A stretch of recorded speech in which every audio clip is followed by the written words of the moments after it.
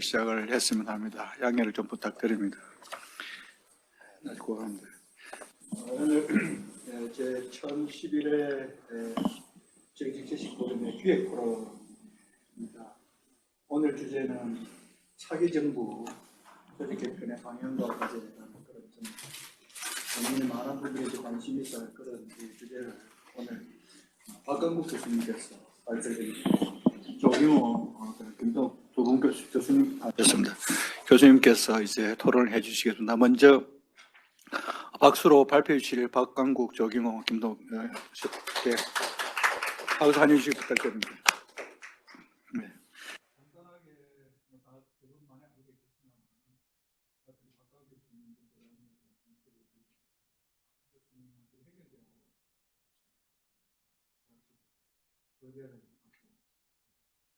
지금 생각하기는 마치고 오늘 발표하게 되는 얼마 전에 공공가치 창조를 위한 현대적인 책을 책을 필요로 해가지고 이거 하는 거 아니에요? 네. 예, 기조로 해서 오늘 이런 발표가 아주 멋지게 완성이 된 거 아닌가 그런 생각이 듭니다. 이어서 토론해 주실 우리 조경 교수님도 마찬가지로 조지아 대학에서 행정학 박사를 하셨고요. 지금 두 분이 조금 전 제가 소개해드렸던 공공가치 창출을 위한 현대 조직노동이라는 책을 함께 출간을 하셨습니다. 두 분이 다 이제 조직 전공자이고 대가시인데 오늘 토론에 우리 김동 교수님도 지금 뭐 여러분 다 아시니까 양정은 생략하고 교수님께서는 정부 조직 설계라고 하는 오늘 다룰 이 조직 개편에 관한 것을 그거 자체만을 가지고 이제 책을 출간을 하신 바 있었습니다. 정부 조직 설계가 벌써 2018년도에 출간하셨는데 세 분 토론하실 분 두 분이랑 발표하실 분 다 이 분야 오늘 다룬 이 주제에 그야말로 전문가 중에 전문가 분들이라고 보시면 될 것 같습니다. 그래서 아주 도움이 많이 되는 그런 발표가 될 거고 토론이 될 것 같습니다. 아마 저도 미리 원고를 받았는데 마지막에 우리 조경 교수님 쓰신 말씀대로 이 발표와 토론 내용들이 자기 정부를 담당하는 분들이 꼭 좀 참고를 해 주시면 좋겠다 그런 바람이 있습니다. 자, 그러면은 뭐 준비된 시작을 하시면 될 것 같은데 뭐 알아 쓰시는데 한 25분, 20분, 25분 정도 하고 토론 한 10분 정도 하시면 예, 10분 정도 하시면 충분합니다. 예. 예. 부탁드리겠습니다. 예. 예, 방금 우리 그 사회자이신 김병섭 원장님이 소개를 하신 대로 사실 제가 오늘 와보니까 이 사회자인 우리 김병섭 원장님은 실제 조직론에서는 뭐 최고의 정말 자타공인하는 대가이신데 제가 참 이 공자님 앞에서 문자를 쓰는 꼴이 되지 않겠나 싶은 그런 생각도 듭니다만은 또 제 생각을 그냥 얘기를 해보는 거니까 오늘 또 이 자리에서 많은 또 코멘트를 받고 좀 더 논문을 다듬는 그리고 토론자 두 분도 뭐 사회자님 말씀하셨지만은 김동욱 교수님도 뭐 사실은 조직 설계에서는 최고의 그것이죠 사실은. 그래서 아마 오늘 굉장히 좋은 또 토론을 해주시지 않겠나 생각을 하고요. 우리 조경호 교수님도 마찬가지고요. 예, 그래서 저는 오늘 뭐 저 내용도 내용이지만은 오늘 사회자 선생님하고 토론자 두 분 선생님의 그 코멘트, 그 다음에 또 플로어에 계시는 분들의 코멘트를 가지고 계속 좀 이 논문을 좀 디벨롭해 가는 걸로. 근데 실제 제가 이 조직 개편 이 발전은 오늘 처음 하는 게 아니고요. 제가 그 3월인가 4월 달에 그 윤영일 위원실이 지금 공공전략연구소를 가지고 있습니다. 거기에서 제가 행정을 하다 보니까 차기 정부 조직 개편에 대해서 좀 그런 패러다임이라든지 이런 걸 좀 해달라 그래가지고 그때 제가 발표한 내용은 사실 PPT였습니다. 그런데 서울대 이 발제 양식을 보니까 워낙 뭐 이 서울대 행정대학원은 또 이 전문 지식인 집단이다 보니까 이 PPT로 해가 좀 안 되겠더라고요. 그래서 제가 또 이걸 전부 다 원고로 다 만든다고 조금 또 시간은 조금 할애를 했습니다만은 또 이렇게 논문식으로 만들어 보니까 또 그 나름대로 우리가 사유할 수 있는 그런 부분이 굉장히 많았습니다. 그래서 지금부터 이제 발제를 좀 하겠는데요. 초록은 그냥 넘어가 주시고요. 제가 지금 이제 크게 보면은 제가 정부 조직 개편은 왜 필요한가? 그 다음에 그러면 한다면은 그러면 무엇을 해야 하는가? 마지막 단락은 그러면 정부 조직 개편이 만병통치약인가 페니시아인가? 그거는 아니다.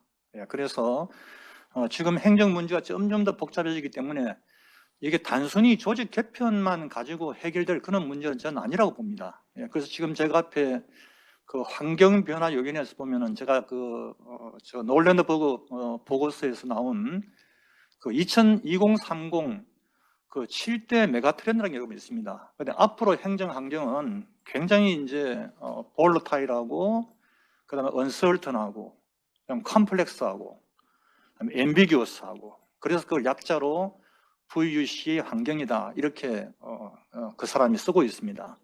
자, 이런 환경에서 우리가 어떤 행정 문제가 생겼을 때 그걸 그냥 한 부처를 만들어서 해결한다. 저는 이거는 아주 시대착오적인 발상이라 생각하고요.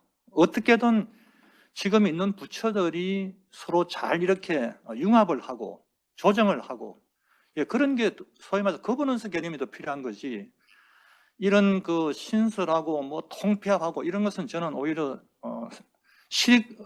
얻는 실보다는 잃는 게 더 많지 않나, 저는 그런 것을 먼저 전제하고 저는 들어가려고 합니다. 그래서 거기에서 말하는 지금 7대 메가 트렌드라는 걸 보면요, 이게 하나하나가 전부 다 간단한 문제가 아닙니다. 첫째가 뭐냐면은 지금 이제 인구학적 변수가 여러분 제일 큰 거죠. 인구학적 변수가 제일 큰데 지금 세계 인구가 여러분 지금 폭발적으로 증가하고 있죠. 이제 거기에 기후 변화가 맞물리면서 지금 지금 환경학자들 한 2050년 되면 대충 지구가 거의 이제 한계에 오지 않겠는가. 더 이상 인간이 살 수 없는, 아마 거주할 수 없는 공간으로 바뀔 거다. 지금 그런 예측을 하고 있거든요. 제가 어제 제가 신문을 보니까 지금 동해안에 지금 침식이 엄청나게 와서 지금 뭐 동해안에 지금 해안가에 있는 사람들이 지금 잠을 못 잘 정도로 지금 이게 언제 해일이 덮칠지 모르니까. 그래서 특히 우리나라는 더 취약하죠. 우리나라는 기후변화에 지금 더 빨리 서해안, 동해안이 빨리 침강이 되는 그런 현상이 있는데, 또 우리나라는 인구 폭발뿐만 아니라 우리는 지금 문제가 뭐냐면은 인구 감소입니다. 여러분 아다시피 우리나라가 지금 뭐 세계에서 최저 지금 출산율을 보이고 있으니까 아마 이런 거로 가면 한 2100년쯤 되면 아마 한국 인구는 이제 굉장히 아마 거의 사라질 정도까지 지금 그런 위기에 지금 닥쳐 있는 거죠. 그 다음에 지금 이제 4차 산업혁명 시대에 지금 보면은 최근에 이제 인도하고 중국이 지금 굉장히 이제 빠른 속도로 지금 이런 이제 브라질, 러시아 이제 부상을 하고 있는데, 얘들이 지금 보면은 넥스트 11에 보면은 우리 한국이 들어가 있습니다.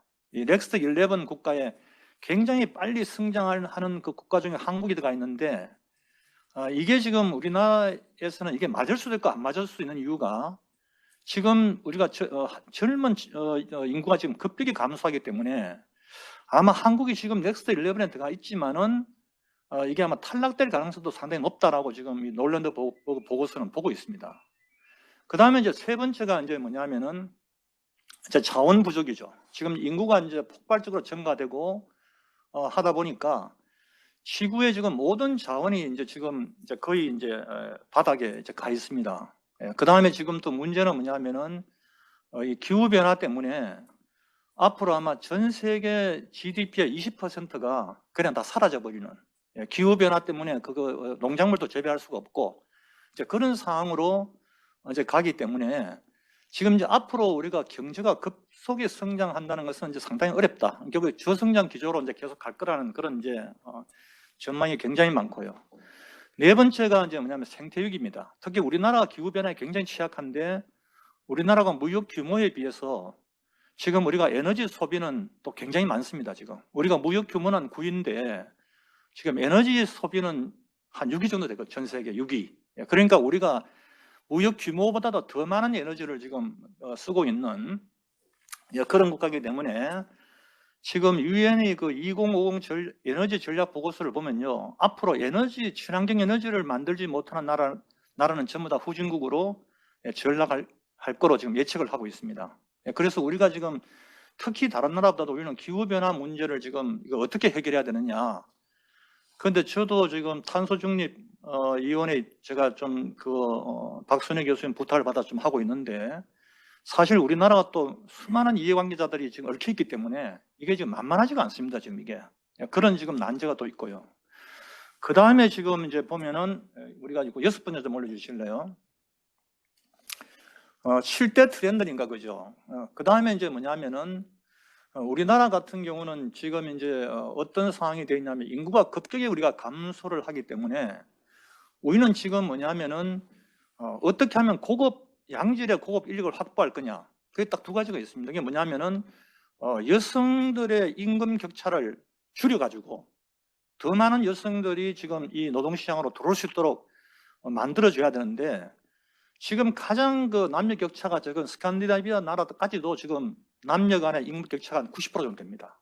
그러니까 한 90% 정도를 여성들이 받고 있다는 거죠. 그래서 저는 나중에 이제 얘기하겠습니다는, 지금 여성가족부 폐지가 굉장히 지금 나오고 있는데 저는 제 개인적 의견은 상당히 시기상조다 지금. 왜냐하면 아직도 지금 엄청난 남녀 간의 격차가 있고 우리가 이걸 좀 해소해줘야 될 그런 마당, 그 다음에 저출산이 있기 때문에 우리 여성가족부 같은 가족 개념을 좀 더 가져놓으면서 그걸 강화시켜주는 그런 역할을 이제 내가 연결해서 얘기를 할 겁니다. 자, 그런 점에서 우리가 보면은 이 여성 인력, 고급 인력 어떻게 끌어냐 문제, 그 다음에 하나는 이제 해외에 뛰어난 사람들을 어떻게 우리 이민자로 받아들일 것인가. 이 두 가지가 지금 한국이 넥스트 11에 계속 위치하느냐 하지 않느냐는 이제 그런 이제 문제가 될 거로 저는 생각을 합니다. 자, 그래서 이제 제가 아까 우리 이 위원장님 말씀대로 저는 조직 철학 여기를 왜 썼냐면요. 지금 앞으로 여러분 우리나라는 특히 이제 그게 좀 더 심한데요. 우리는 모든 행정이 지금 거의 관료제 행정이지 않습니까? 근데 유럽이나 지금 미국은 상당히 좀 탈피했거든요. 탈피를 하고 지금 뭐 행정 패러다임도 보면 볼런티 행정이 나오고 뭐 지금 완전히 지금 패러다임이 바뀌고 있습니다. 그런데 우리는 아직도 지금 모더니티에 입각해가지고 소위 우리 인간의 이성만 가지고서 모든 걸 해결할 수 있다. 그거는 여러분 이제 더 이상 그게 워킹이 안 돼, 작동이 안 됩니다, 여러분. 우리 김명수 원장님 항상 얘기하시지만 조직론 논문 돌려보면은 아르스키아 돌리면 우리 고길동 교수님이 통계하게 돼가시지만은 그럼 여러분 아르스키아가 뭐 0.2 나오면은 높게 나온다고 우리 김명수 원장님이 항상 하시는 말씀이에요. 20%도 설명을 못 하는데 그럼 그 80%는 뭐냐 이거죠. 그게 좀 더 문화 상징이고 좀 더 그런 걸로 해서 우리가 설명이 들어가는 건데 그걸 우리가 마치 이성을 하나의 종교처럼 떠받들면서 말이죠. 그게 이제는 더 이상 작동이 안 된다는 거죠. 그렇다면 우리가 포스트 모더니티가 들어와야 되는데 그게 우리가 뭐 완전한 대안은 아니지만은 좀 고민을 해볼 필요가 있습니다. 그게 네 가지입니다, 여러분. 첫째가 뭐냐면 상상이에요. 계속 넘겨주세요. 이마지네이션인데요. 지금 여러분 우리가 이제 네이버에 들어가면 답이 다 있잖아요. 우리 더 이상 이제 우리 티칭하는 교수들은요, 학생들한테 답을 줄 이유가 없어요. 네이버 들어가면 다 있단 말이에요. 그럼 학생들이 현재 우리가 직면하고 있는 문제를 정확하게 얘들이 그걸 캐치하고 어떻게 정확한 질문을 던져낼 수 있냐는 이게 지금 더 중요하다는 거죠. 그런데 이 상상력이라는 것은 뭐냐면은 자연과학과 사회과학이 합쳐야만 상상이 나온다는 거죠. 이게 인문학, 뭐 사회과학, 자연과학 이렇게 분절화 시켜가지고는 상상이 나올 수가 없다는 거예요. 그 대표적인 게 스티브 잡스죠. 스티브 잡스가 처음에 이런 휴대폰 여기에 모든 기능을 다 카메라, 뭐 녹음기, 뭐 다 넣겠다 그러니까 그 당시에 자연과학자들이 잡스가 미친놈이다. 그게 어떻게 가능하냐. 근데 잡스가 나는 인문학을 읽어보니까 무한한 상상을 펴고 그게 현실이 되더라. 내가 30년 전에 본 영화가 30년 후에는 그게 현실이 되어 있더라. 그래서 결국 성공했잖아요. 그죠? 이거 이렇게 우리가 여러분 이렇게 우리가 밀어서 보는 이것도 제가 얼마 전에 공학책에 들으니까요. 처음에 그걸 미친 사고라 그랬대요. 왜냐하면 이거는 디지털 사고이기 때문에 제로 1, 제로 2 넘어가야 되지. 이걸 밀어서 그걸 한다? 불가능이라고 그랬대요. 근데 그것도 했단 말이에요. 그래서 잡스가 뭐라냐면 내가 소크라테스와 정심을 먹을 수 있다면은 내 재산의 절반을 주겠다는 게 상징적인 말이죠. 그만큼 이제는 뭐냐 우리가 자연과학, 사회과학 인문화 할 것 없이 이제는 이런 구분이 없다 이거죠.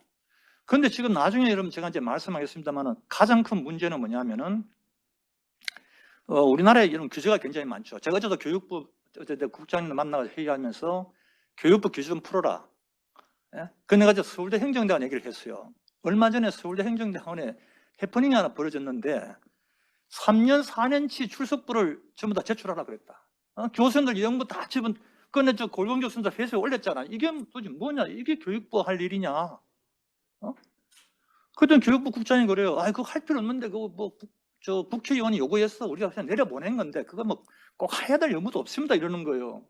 근데 대학이 얼마나 간 크게 그걸 안 할 수 있겠냐 이거죠, 그냥. 그죠? 오히려 대학은 뭐냐면 연구 안 하는 교수들을 걸러내고 필터링하고 이런 어떤 그런 근본적인 핵심 문제를 들어가야 되는데 그런 얘기는 못하고 그냥 판에 박힌 그런 문제를 지적을 했어요. 두 번째로는 해체입니다. 여러분 해체가 얼핏 들으면 우리는 기존에 있는 걸 다 없애버리려 하는데 그게 아니에요, 여러분. 이 자크 데리다가 말한 해체는요, 이 자크 데리다는 신조어를 굉장히 많이 만들어내요. 여러분 저 영어 단어는 사전에 없습니다. 여러분 보세요. 우리말이 없어가 저렇게 번역하는데 deconstruction이에요. deconstruction.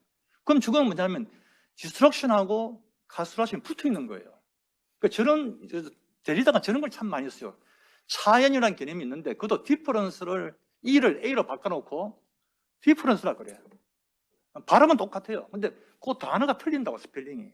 그죠? 그래서 이 차연이라는 것도 뭐냐 우리 같은 개념을 딱 정의하는 그 순간에 벌써 그 개념은 뒤로 물러가 있는 거예요. 그래서 우리는 살아있는 동안에 결코 우리는 실제에 접근할 수가 없다고. 왜냐하면 이걸 보는 게 다 다르다고 전부 다. 다 다르기 때문에 그래서 우리가 계속 사유를 해야 된다 이거죠. 그래서 마치 우리 관료들이 자기들이 만든 규정, 법이 마치 그 신인 것처럼 생각하고 그걸 막 강제하면 안 된다는 거죠. 그게. 우리 규제도 그렇잖아요. 전부 다 우리는 포지티브로 하잖아요. 딱 나열해놓고 이것만 해. 나머지는 하지 마. 근데 지금 환경이 급변하고 있는데 그게 맞아 들어가면 그게 가습기 사고가 난 거예요. 근데 유럽은 전부 다 네거티브 규제를 하잖아요. 거기 한 거 외에는 다 해보라 이거예요. 그죠? 그래서 이게 해체라는 개념이 왜냐하면은 너가 어떤 텍스트를 해체하는 그 순간에 그 텍스트는 또 해체가 돼야 되는 거예요. 그러니까 우리는 끊임없이 사유를 해야 된다 이거죠. 그냥. 이게 내가 가지고 있는 규정, 법률이 이게 마치 지구의 거로 생각하면 안 된다는 거죠. 그래서 얼마 전에 교육부 과장님이 저한테 이 책 사인을 받으러 왔더라고요. 그래서 내가 왜 왔냐 했더니 교수님 그거 읽다가 제가 좀 느낀 게 있어가지고 교수님 앞에 사인을 좀 여성 과장인데 사인을 좀 해달라 이거예요. 그래서 제가 기분이 좋았죠. 왜 교육부도 좀 바뀌고 있구나. 나중에 내가 교육부 얘기를 할 겁니다, 여러분. 자, 그 다음에 여러분 탈영역화인데 우리나라에 여러분 제일 지금 심각한 얘기죠. 우리 김병석 교수 논문을 무지 많이 쓰셨는데 전부 다 칸막이를 해놓고 있잖아요. 전부 다. 교육이라는 게 붙으면은 다른 부처가 할 수가 없어요. 그걸 교육부가 다 해야 돼요. 복지가 붙으면 보건복지부 얘는 손을 못 대요. 이렇게 해서 어떻게 지금 우리 앞에 말한 700억 행정 난제를 우리가 해결할 수 있냐 이거죠. 지금은 반조직 형태가 지금 나오거든. 조직이 아니라 그 반대의 특징을 갖는 조직이 출현하고 있단 말이에요. 이런 얘기 때문에 우리는 탄력 역할을 가야 되는데 이게 이제 조직 문화와 연결되어 있으니까 굉장히 어렵습니다. 여러분. 제가 이런 말을 하지만은 이게 조직 문화 속에 우리가 살기 때문에 그걸 벗어난다는 건 마치 물고기가 물속을 벗어나면 죽어버리듯이 내가 조직 문화에 속해 있는데 나는 이걸 안 하고 이걸 하겠어. 그건 넌센스인 거죠. 여기 이제 딜레마가 존재하는 거예요. 자, 마지막에는 타자성이에요. 제가 내일 OECD 국제학술대 내일 하현석 교수와 내일 발제하는 게 저희 타자성이를 합니다. 지금 우리가 행정 문제 해결하려면은 지금까지 우리가 산업혁명 이후에 인간의 이성을 중요시했기 때문에 처음부터 다 중심은 나에 맞춰져 있었다. 나라는 존재는 뭐냐? Who am I? 나는 어떤 존재냐? 나는 무엇을 생각할 수 있느냐? 나는 무엇을 인식할 수 있느냐? 이게 지금 칸트 철학이잖아요. 칸트가 나는 무엇을 인식할 수 있고 나는 무엇을 내가 아름다움을 느낄 수 있느냐? 그런데 이제 포스트 모더니티 오면요. 그런 게 중요한 게 아니에요. 내가 타자와 어떻게 연결되어 있느냐? 내가 자연하고 어떻게 연결되어 있느냐? 이제 유기체적 사고를 해야 되는데 이걸 이성을 딱 중심에 놓고 내 혼자만 들다봐가지고는 답이 없다는 거죠. 이런 측면에서 이제 포스트 모더니티는 뭐냐면은 이제 여기서 거부론사가 나오는 거죠. 그러니까 모든 사람들이 얽혀있기 때문에 이걸 영어로 말하면 임브로글리오스라 그래요. 임브로글리오스. 라투르가 쓰는 용어인데 신유물론에서 쓰는 용어인데 모든 게 얽혀있다. 리좀적 사고 다 얽혀있다.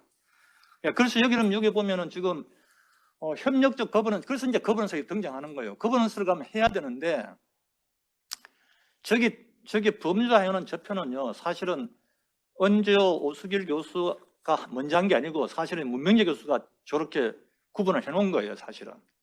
저기에 제가 이제 뭐냐면은 은재호 교수 글을 가져와서 제가 이렇게 생각을 해본 거죠. 그러면 우리가 저런 차원에서 그러면 거버넌스가 어떻게 이루어져야 되느냐. 근데 우리나라는 지금까지 보면 참여적 거버넌스거든. 그냥 참여만 시켜주면은 거버넌스는 됐다 생각하는데 그게 아니라는 거죠. 협력적 거버넌스가 돼야 되는데, 내가 얼마 전에 여기 서울대학교 최태영 교수님 그 강의를 좀 가끔씩 듣고 있는데, 그분이 그 엔젤하고 고시 논문을 자주 인용하더라고요. 2008년도에 그 버클리 대학 교수인 엔젤 고시가 쓴 논문 자주 인용하는데, 거기 보면은 참여가 돼서 협력적 거버넌스가 안 되는 거예요. 협력적 거버넌스가 되려면은 여러 가지 그 특징이 들어가야 되는데, 그게 가장 중요한 게 지금 서울대 지금 행정대학원 정책 지식 포럼이 중요하다는 거예요. 이게 자주 만나가 계속 논의하고 담론을 펼치고, 그런 서울대 행정대학원이면 유일한 그런 포럼이 존재할 때 우리는 뭐냐, 어떤 난제가 생기면 이걸 가져오면 된다는 거죠. 그러면 답이 나오지만은 그 외에는 그게 성립이 안 되면은 협력적 거버넌스 갈 수가 없고, 그 다음에 리더십입니다. 협력적 거버넌스 되려면 여 밑에 표가 나와 있네요. 저 제일 마지막에 보면은 여러분 조장적 리더십이라는 게 있죠. 그게 뭐냐면은 일종의 앙트프레너예요. 이 리더가 얼마나 이 조직을 통합하고 했으면 이걸 원래 목적을 맞게 가기 위해서 노력하느냐. 그죠? 미국 같으면은 이제 그 에드문드 머스키 상원의원이 그 환경정책의 미국 환경정책 아버지로 불리잖아요. 그 사람이 앙트프레너거든요. 우리나라도 굉장히 많아요. 우리나라에도 그 이중범 교수님이 쓰신 전환기의 행정할 때 읽어보면요. 거기에 뭐 오명 장관, 그죠? 남도구 장관, 그다음에 뭐 김재희 수석, 그 사람이 진짜 앙트프레너인 거예요. 우리나라 지금 정보 혁명이 이렇게 일어난 이유가요. 저는 사실 정보를 하면 우리 김도 교수님이 제일 전문가지만은, 제가 이번에 이거 준비하면서 깜짝 놀란 게요. 정보통신부가 김영삼 대통령 때 생겼더라고요. 그 사람이 다 못했는데 하나 잘한 게 있어요. 정보통신부 하나 만들어줬다는 거. 그리고 오명 장관이 뭐냐, 그걸 만들고 났을 때 거의 정보 정책 전도사로 뛰었다는 거죠. 이런 게 없으면은 이런 거버넌스라는 것은 그냥 도는 거지, 그냥 헛바퀴 도는 거지. 이거는 만들어봐야 아무런 의미가 없다. 이번에 여러분 국가교육원에 또 만들었죠. 저는 그거 분명히 또 이상한 방향을 갑니다. 근본적으로 그걸 중앙행정기관화 한다든가 뭐 그걸 그렇게 안 만들어 놓은 이상에는 그냥 심의하고 자문하고 의결하고 헤어져 버린다. 그럼 그건 쓸모가 없어요. 지금 문화예술위원회 보세요. 그 유명무실하게 되어버렸잖아요. 그래서 이런 게 제가 볼 때는 이제 얘기하는 거고, 마지막에 여러분 국민과 공감하는 정부가 돼야 되겠다. 그렇죠? 우리가 개편을 하더라도 국민들이 공감하는 그런 정부 조직 개편이 돼야 되겠다. 여러분들 잘 아시는 아담 스미스, 국부론이 제일 유명하지만 사실은 아담 스미스가 1759년도에 그 앞에 쓴 책이 하나 있어요. 도덕 감정론. 예. 그죠? Theory of Moral Sentiment, 유명한 책을 썼어요. 거기에서 읽어보면은 아담 스미스가 무슨 얘기를 하냐면은 사람에게 가장 중요한 것은 공감력이라는 거예요. 그럼 공자님의 인하고 똑같아요. 공자님 인이 그거잖아요. 내가 불쌍한 사람을 보면은 나도 모르게 도와주고 싶다 이거죠. 어린아이가 우물 그 속으로 빠지려고 하면 누구라도 가서 어린아이를 잡는다는 거죠. 그게 인이라는 거죠.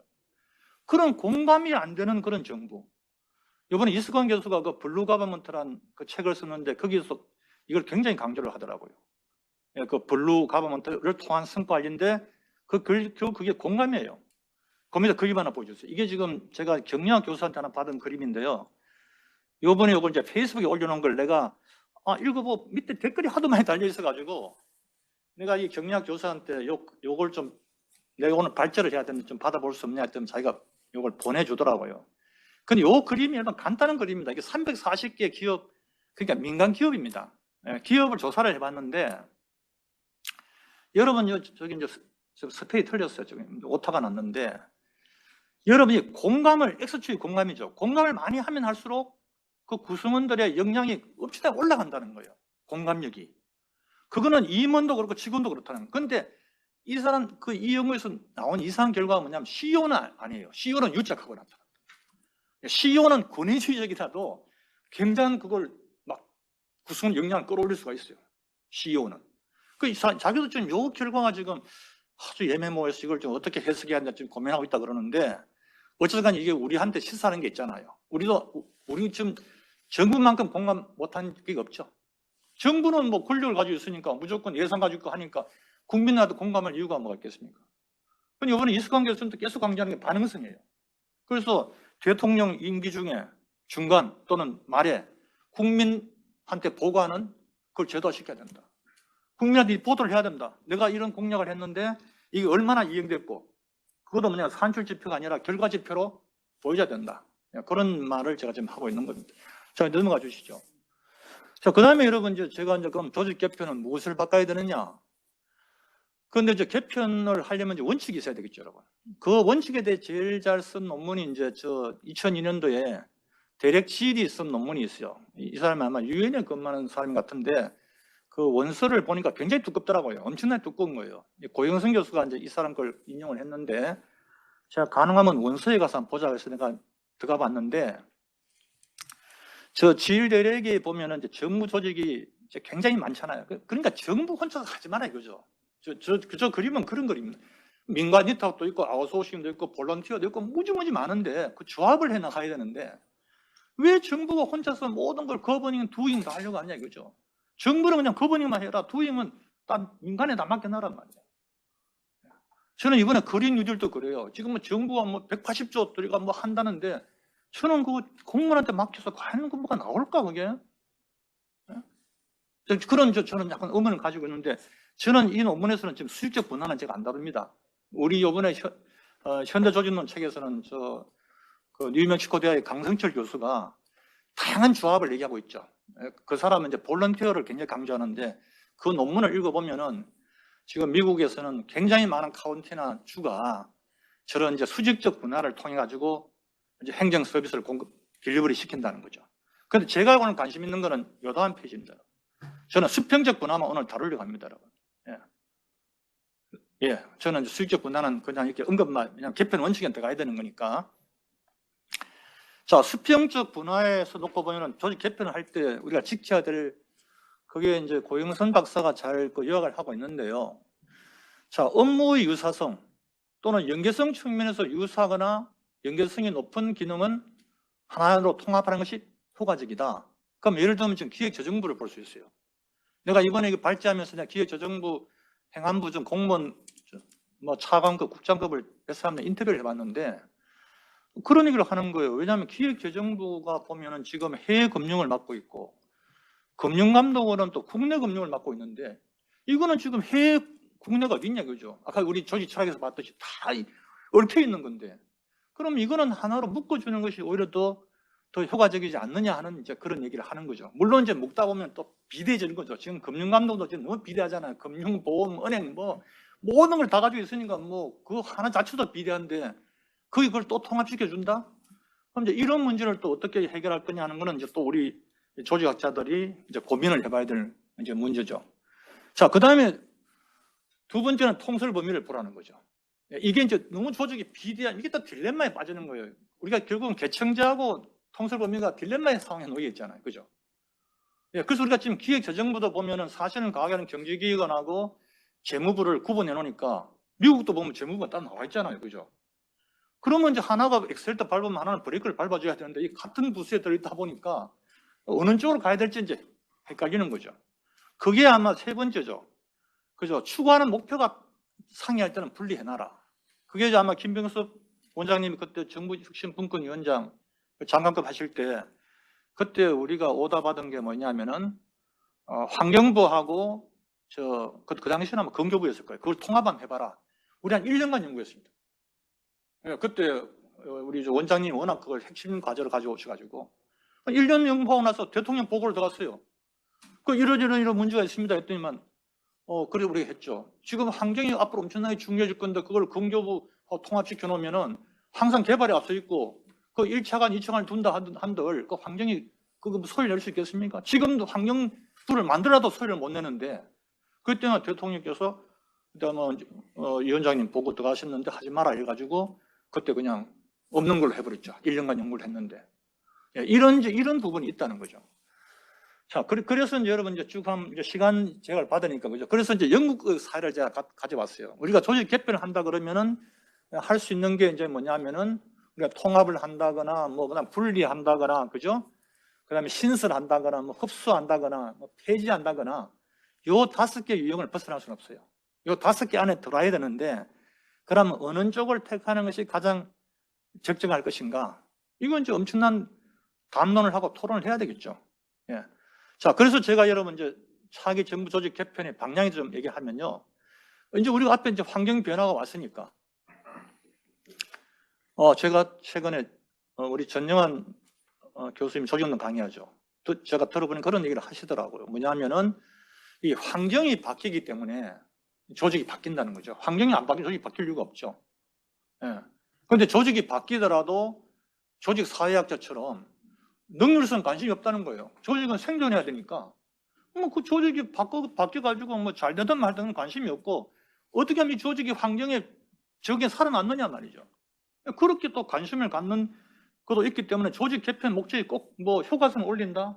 그건 또 아닌 것 같아요. 제가 볼 때 또 다양한 그 관점이 저는 존재할 수 있다고 봐요.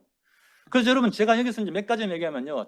제가 예를 들면 지금 이제 환경 문제가 자원부족이 굉장히 심각해지니까 얼마 전에 여러분 이런 얘기를 했어요. 그때 김광 교수님 살아계실 텐데요. 항상 우리 만나면은 야, 우리는 우주청을 빨리 안 만들어. 지금 전 세계 우주로 나오고 있는데 우리는 우주청이 왜 없어?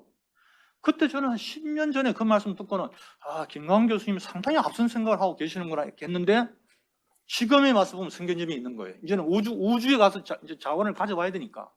자, 이런 측면에서 보면 우리가 지금 신설을 무조건 안 하는 게 아니라 꼭 우리가 필요한 아까 정보통신부처럼 뭐 그런 게 없을까? 네? 여러분 사실 여러분 정보통신부는 그 당시에 그 최신부 장관이 정말 결단을 내린 거거든요. 자기가 장관직을 자기 마지막에 최신부가 사라져버리고 그때 최신부 차관한 그분이 초대 정보통신부 장관이 됐다고요.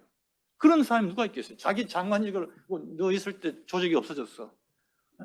그런데 이 사람이 대승적으로 보니까 어떻게 돼요? 정보통신이 필요하다는 거죠. 그죠? 이런 이제 측면에서 우리가 접근을 해야 되는데 우리나라의 지금 가장 지금 이제 큰 문제는 제가 보니까 지금 조직 개편에서 많은 후보들이 얘기하고 있는 게 뭐냐면요. 청와대 조직을 대폭 축소하는 거는 뭐 여야 할 것 없이 공통적인 것 같아요. 제가 지금 여야 후보 걸 다 보고 있는데 청와대를 뭐 어떤 사람은 50%까지 축소하자는 말이 있습니다. 왜냐하면 이건 내가 헌법학자 책 들고 보니까 위배된대요. 예. 왜냐하면 이 대통령 장관이 이렇게 내려가야 되는 거지 이 스텝이 들어가지고 뭐 좌지우지하는 건 안 된다. 이거는 특히 우리나라처럼 이렇게 규모가 크고 이제 복잡한 이런 상황에서는 그게 여유가 더 있다는 거죠. 예. 그래서 이제 책임 총리, 책임 장관제로 가야 되는데 제가 전 환경부 장관을 한번 만날 적이 있어서 인터뷰를 해봤더니만 이런 얘기를 하더라고요. 그분 말씀이 뭐냐면은 책임 장관제가 되겠습니까 그거? 공약하다 그래 하죠. 근데 막상 들어오고 나면요.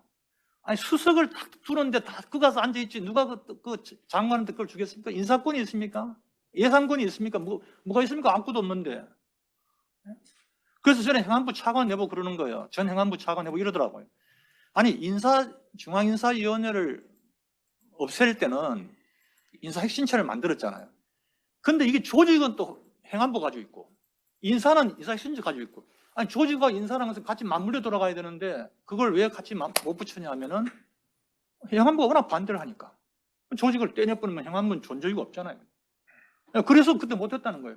그래서 이 사람은 차기 정부에서 만약 가능하다면은 뭐 가칭 이름 어떻게 되거나 정부혁신처를 만들어서 혁신은 계속 해야 되는 거니까 조직과 인사를 같이 가는 그런 방향으로 고민을 해야 된다 그래요.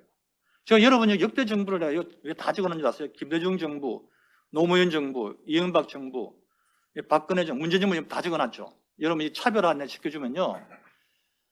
이 대통령 전부 다 처음에 공약은 뭘 했는지 아세요? 부처를 확 줄이겠다 그랬어요. 특히 박근혜 정부가 보세요. 엄청나게 줄이겠다 그랬는데 오히려 더 늘어나버렸어요. 그 인수위 이제 뭐가 하면서 막 이용계 들어오니까 오히려 부처가 더 늘어나버렸다. 근데 노무현 정부가 특이해요.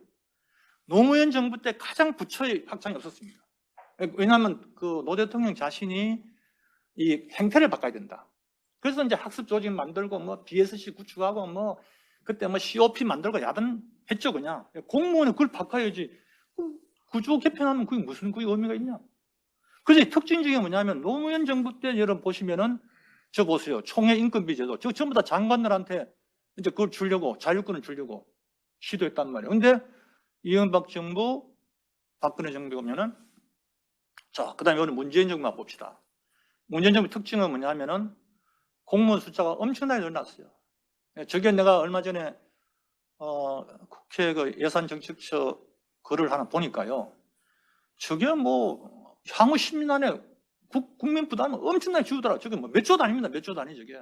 왜냐면 연금하고 다 줘야 되니까. 그 다음에 여러분 이제 공기업으로 넘어가면요. 이 공기업에 지금 저기 수익은 계속 나빠지고 있는데 직원은 자꾸 임직원은 자꾸 늘어납니다. 저는 우리가 행정학자지만 저는 그렇게 생각하거든요. 필요한 공무원은 뽑아야 되지만은 우리가 그 공무원을 자꾸 늘려가지고 공무원들 늘리면 뭐 하겠어요? 규제나 만들고. 그죠? 태권이나 걸라 그러겠지. 여러분 자 교육부에 비대하면은 얼마나 짜증이 납니까, 지금. 이제 그런 식으로 저는 뭐냐면은 앞으로 기재부나 행안부는 저는 굉장히 줄여야 되는 이유가 내년 1월 3일자로 뭐가 이제 저 발효되냐면은 기재부가 이번에 통합 브레인을, 디브레인을 이번에 구축했습니다. 그 엄청 돈을 들였죠. 통합 디브레인은 뭐냐면은 이제 이 예산 결정을 얘가 인공지능을 가지고 하는 거예요, 이제는. 정책 결정 지원자를 지원해 주는 거예요. 그런데 이게 또 들어온다 한들 또 문하고 또 따로 놀아버리면은 이 디브레인도 돌아가고 또 예산은 다 정치화돼 있고 그러면 이게 뭐 우리가 생각한 거하고는 또 다른 방향으로 갈지는 모르는데 제가 생각할 때 어쨌든 기재부하고 이 행안부 지원부처 넘어가 보세요. 지원부처는 저는 가감히 손을 볼 필요가 있다. 더 넘어가 주세요. 시간이 없기 때문에. 예, 여러분 제가 적어놨죠. 조직개편 논의해 보면 청와조직 개편. 예, 저거는 뭐 대폭 감소입니다. 지금 보면은 기획실장하고 정치실장 두 개가 있죠. 이걸 이제 한 개로 줄여야 된다. 왜 정책은 각 부처가 하면 되죠. 왜 정치실장이 필요하냐 이거죠. 그죠? 그래서 이제 그런 지금 논의가 많이 나오고 있고요. 그 다음에 여러분 두 번째 저잖아요. 지원부처 조직 개편해야 된다. 그래서 행안부는 지금 여러분 사실은 이제 지방 문건으로 넘어가면요. 행안부가 해야 될 일이 그렇게 별로 없습니다, 여러분. 그래서 저거는 이제 행안부하고 지금 기재부는요. 전면적으로 이제 지금 뭐냐면 이제 AI가 들어오니까 지금 미국도 지금 여러분 굉장히 빠른 속도로 지금 저걸 줄이고 있습니다. 사실 미국은 여러분 어마어마한 나라지만 예산관리처라는 게 그냥 대통령과 밑에 하나의 조그만 청이에요, 청. 우리처럼 이렇게 비대하지 않아요. 우리는 물론 재무부를 합쳐놨으니까 그렇지만은 이런 식으로 우리는 뭐냐면은 좀 선진국을 벤치마킹해서 지금은 이제 4차 디지털 혁명 시대니까 우리가 디지털 전환을 어떻게 해 나가야 될 거냐. 왜냐하면 디지털리제이션하고 디지털 트랜스포메이션은 완전히 다른 거거든요. 디지털 트랜스포메이션을 하면 이제 인공지능이 들어온단 말이죠. 이런 시대에 정부는 그럼 과거처럼 돌아가서 되겠느냐는 그런 얘기고요. 넘어가 주세요. 자, 여러분 여기서 제가 이제 사업부처는 제가 모으는 걸 막 나지는 못했어요. 이제 보건복지부를 제가 왜 얘기하냐면요. 지금 이제 코로나19 시대에 사실은 여러분 보세요. 교육하고 고용하고 복지는 붙어 있는 거거든요. 이게 따로 떨어져 있는 게 아니라고요. 앞으로 굉장히 긴밀하게 거버넌스를 가져가야 되는 게 교육, 고용, 복지란 말이에요. 그 지금 나오고 있는 안들을 내가 이렇게 여야 그 후보들 보니까 고용노동부 복지부를 이제 보건복지부인데 보건은 떼내고 왜냐면 앞으로 이제 기후변화 때문에 이제 팬데믹 전염병이 계속 나올 거니까 보건의료부를 하나 만들어주고 국민 건강이 중요하니까 그 대통령 선사할 때 국민 건강을 책임진다고 선사하잖아요. 그래서 따로 떼내고 복지부와 고용노동부를 통합해가지고 뭐 가칭 사회보장부를 만들든 저런 나는 상당수 많은 지금 여자 후보들이 얘기를 하고 있는 것 같아요. 자, 그 다음에 관건이 이제 교육부입니다. 교육부. 지금 교육부가 지금 바짝 긴장되어 있는 게요. 교육부 폐지로 들어갈까 싶어서 지금 엄청나게 긴장되어 있어요, 지금. 근데 이번에 국가교육위원회 법이 통과됐잖아요. 2021년 7월 1일자로 국가교육위원회 통과됐는데 지금 문제가 뭐냐면요.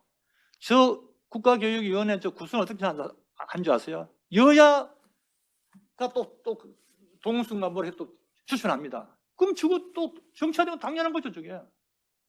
그래서 핀란드 모델이나 스웨덴 모델처럼 정말 중립적으로 해서 뭐 학생들이든 뭐 청년이든 전부 다 망라한 그런 위원회가 아니고 또 저런 중앙행정기관도 아닌 위원회잖아, 그죠? 뭐 힘도 별로 없어. 내가 볼 때 아마 국가교육위원회 저기 전문성이 없다 보니까요. 결국 저는 교육부에 들릴 것 같아요, 저게. 예. 근데 또 어떤 안이 지금 나오고 있냐면요. 국가교육위원회 저거는 중고등학교만, 초중고등학교만 담당하고 대학은 따로 또 국가대학위원회인가 뭐 그걸 또 두자 그래요.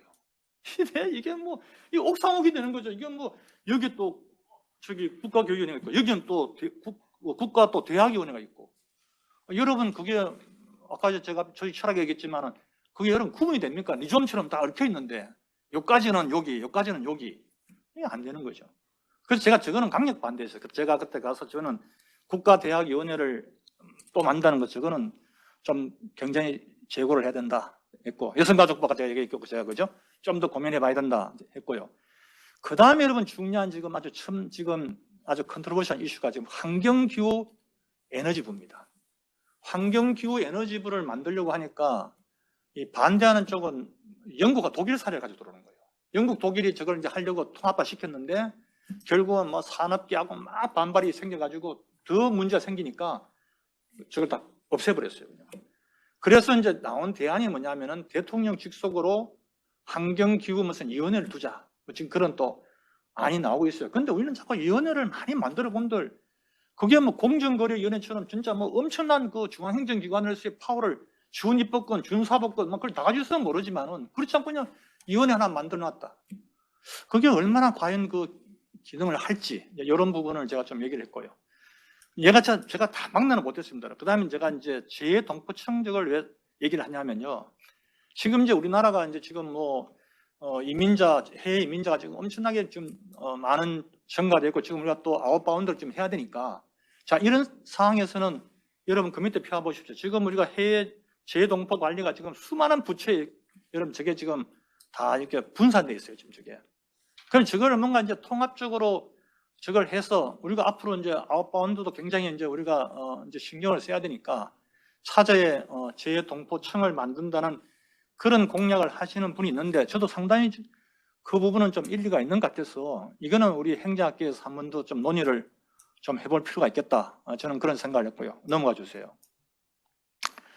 자, 그 다음에 이제 마지막인데 제가 이제 왜 조직 개편이 만병통치약인가?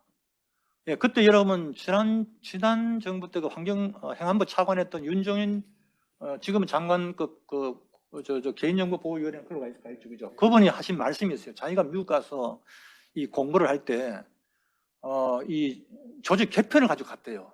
그때만은 우리 김병석 원장님, 지도 교수님, 고랜미수 교수가 야 이런 연구를 왜 하냐? 너 행태 연구하고 이런 거 해야지 하면서 던져버리더라는 거예요. 그래서 자기가 그때 충격을 받대요.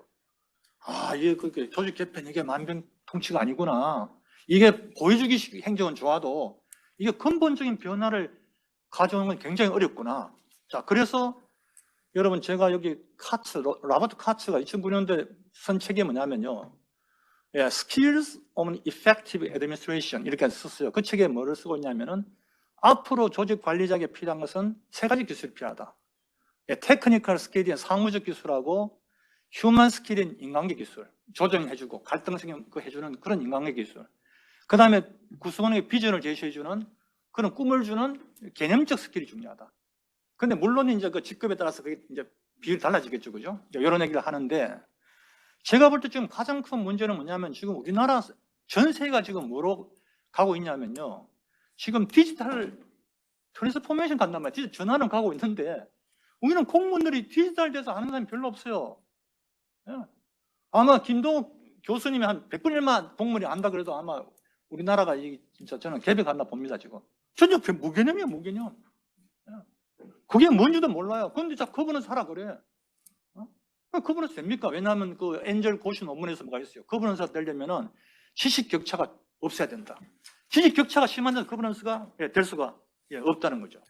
그죠? 자, 그런 점에서 이제 저는 이제 그런 부분을 하고요. 마지막은 저 뭐냐면은 이제 우리가 중요한 거는요. 인간하고 인간 간에서 소통이 아니라 앞으로 세대는 인간하고 컴퓨터 간의 소통을 가르쳐줘야 돼요. 그럼 코딩을 가르쳐줘야 되고 컴퓨터 언어를 가르쳐줘야 되고.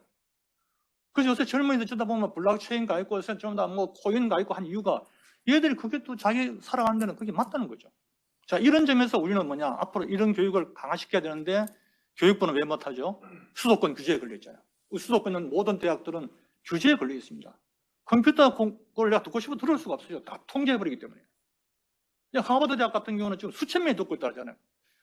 그래서 우리가 이게 안 되면 온라인을 하더라도 대학생들이 이런 데 접하고 나갈 수 있도록. 자, 마지막에 아까 제가 말씀드린 조정자, 조장전자식을 가진 사람이 있어야만 화학적 반응이 일어날 수 있다는 그 말씀을 했고, 이제 마지막으로 넘어갑니다, 여러분. 적극 경제라는 저걸 이제 여러분 제가 얘기한 것은 뭐냐면은 공무원 문화가 바뀌어야 되는 거죠. 저 보면 아니 무산일주의가 이러면 지금 팽배돼 있잖아요. 지금. 특히 요새 공무원들 만나면요, 자기는 일할 맛이 안 난대요. 전부 다 너무 정치화돼 있어가지고 그냥 위만 쳐다보고 있다는 거예요. 시키면은 그냥 수동적으로 하는 이런 이제 문화를 어떻게 우리가 바꿔야 될까는 게 우리 행정학계에 지금 또 과제인 것 같고요. 쭉 넘어가서 이제 나가면 여러분 제가 하겠습니다. 여러분 이거 하나만 하겠습니다. 자, 조직 개편을 했을 때 반드시 플랜 2C에서 조직 개편 효과가 어떻게 나타나는지를 반드시 체킹을 해야 되는데 저게 가장 중요한 게 보세요. 전부 다 스마트죠. 스마트 계속 들어가는 게 저게 이제 행정부도 완전히 디지털 트랜스포메이션 넘어가야 됩니다. 디지털 전환, AI가 들어오고 이제 다 넘어가줘야 됩니다. 자, 이런 거 그러면 공무원 재교육을 시켜야 되겠죠. 공무원이 공무원 되면 영어는 공무원이 재교육이 안 되잖아요. 그럼 대학은 텅텅 비어 있고 지금. 그래서 3년 단위로 5년 단위로 계속 재교육을 시켜나가는 그 얘기를 제가 좀 해서 개편만 하지 말고 개편 결과가 효과가 어떻게 나타나는지 이런 부분은 학계에서도 연구가 돼야 되겠다. 그런 얘기고 마지막으로 이제 나가면은 제가 앞에서 했는 그 얘기를 다시 제가 뭉뚱그려 가지고 그러면 우리가 이런 점을 좀 고민해 봐야 되지 않겠냐 하는 말씀 드리면서 좀 시간이 약간 오버된 것 같습니다. 예, 자, 고맙습니다.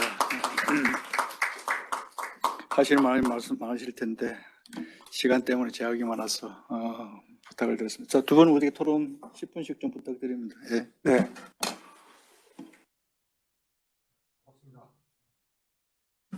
우리 존경하는 김동욱 선생님 먼저 하셔야 되는데 제가 아마 이게 바깥에서 이제 개그로 왔다고 좀 먼저 시키는 것 같아서 먼저 이렇게 하겠습니다. 우리 김병섭 교수님하고 박광훈 선생님이 이렇게 김동욱 선생님이 이렇게 다 계시는데 제가 이렇게 토론을 맡게 됐습니다. 그래서 박광훈 선생님은 제가 이제 토론을 자주는 안 해봤습니다만은 늘 이렇게 하신 말씀들이 굉장히 거침없고 이게 아주 용감하게 이렇게 진단을 하시고 또 대안을 제시하는 그런 것을 느꼈습니다. 그래서 오늘도 여지없이 이제 그런 것을 이제 제가 느끼면서 페이퍼를 쭉 한 번씩 읽을 때마다 이제 자꾸 쟁점들이 발견이 됐거든요. 그것을 전부 다 이렇게 하기보다는 전체적으로 미들레인지 정도 수준에서는 대부분 안에 밑단으로 내려가서 이제 여러 가지 구체적인 부분들 가설이라든지 이런 것들은 아니지만 미들레인지 수준에서는 대체적으로 동감을 합니다. 저는 그렇다고 해서 이제 이거를 그냥 이렇게 동감한다라고 끝날 수는 없어가지고 그래도 이제 읽으면서 조금씩 이렇게 저 궁금한 사항들을 좀 제가 적어봤습니다. 그렇게 이해해 주시면은 고맙겠습니다.